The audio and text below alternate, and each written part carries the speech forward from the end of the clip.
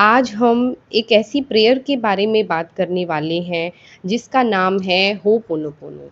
अगर आप law of attraction के ज़रिए अपनी ज़िंदगी की किसी भी प्रॉब्लम से बाहर आना चाहते हैं, चाहे वो मनी हो, रिलेशनशिप हो, हेल्थ हो या अन्य कोई दूसरी सिचुएशन, तो अपने अंदर के पुराने नेगेटिव थॉट्स और फियर्स को रिलीज़ करना बहुत ज़रूरी है। और ये प्रेयर एक ऐसी ही ब्यूटीफुल प्रैक्टिस है जिसके ज़रिए हम अपने अंदर की नेगेटिविटी और पुराने पैटर्न्स को रिलीज़ कर सकते हैं।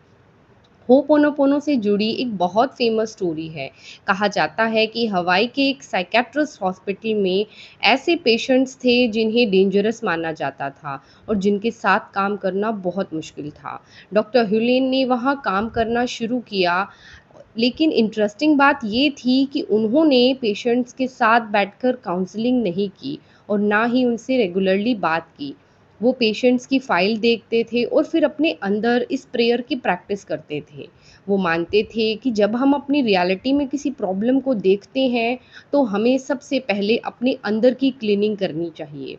धीरे-धीरे उस वार्ड का एनवायरनमेंट बदलने लगा, पेशेंट्स के बिहेवियर में इम्प्रूवमेंट आने लगी और कई पेशेंट्स डिस्चार्ज होकर अपनी नॉर्मल लाइफ में वापस लौटने लगे।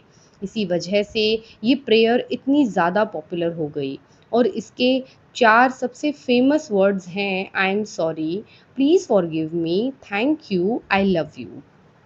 आई एम सॉरी का मतलब है मैं अपनी सिचुएशन को एक्नॉलेज करती हूँ और अपने अंदर मौजूद उन थॉट्स और फियर्स की रिस्पॉन्सिबिलिटी लेती हूँ जो इससे जुड़े हैं।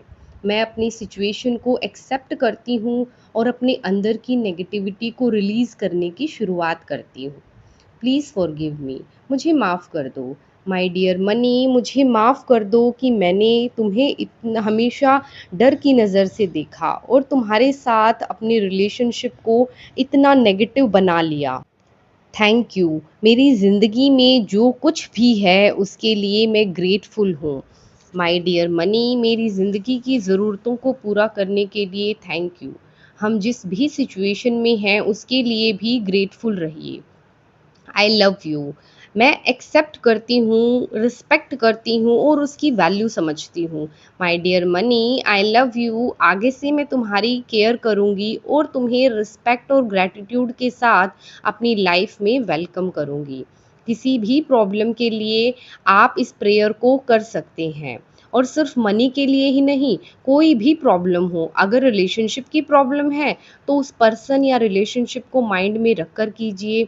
और इसी तरह आप इस प्रेयर को कर सकते हैं 108 टाइम्स। अगर आप इस प्रेयर को करते हैं कंटिन्यूअसली 21 डेज तक, तो आपको बहुत इफ़ेक्टिव रिजल्ट इसके मिलेंगे। हर दिन एक ही प्रॉब्लम पर फोकस करके सिर्फ वर्ड्स नहीं बल्कि उनकी फीलिंग्स के साथ इसे कीजिए। कंटिन्यू 21 डेज तक एक प्रॉब्लम के लिए। आपको तुरंत रिजल्ट मिले ऐसा ज़रूरी नहीं है, बस कंसिस्टेंसी के साथ प्रैक्टिस करते रहिए और अपनी फीलिंग्स को ऑब्ज़र्व कीजिए। एक बात मैं आपको पर्सनल एक्सपीरियंस से बता रही हूँ, जब मैंने फर्स्ट टाइम ही ये प्रेयर 108 टाइम्स की थी, तो मुझे बहुत हल्का फ़ील हुआ था। ऐसा लगा जैसे अंदर से कुछ रिलीज़ हुआ हो।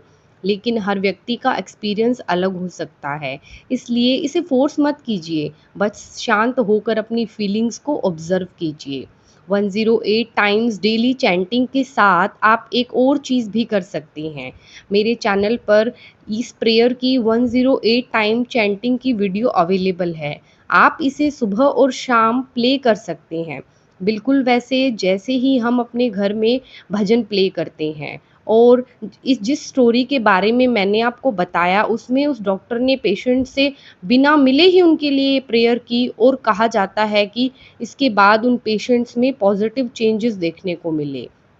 इसलिए आप भी इसे अपने घर में प्ले करें, धीरे-धीरे आपके घर का एनवायरनमेंट भी पॉजिटिव होने लगेगा। अगर आप आज से ही अगले 21 डेज़ तक ये प्रैक्टिस करने वाले हैं, तो कमेंट में लिखिए स्टार्ट।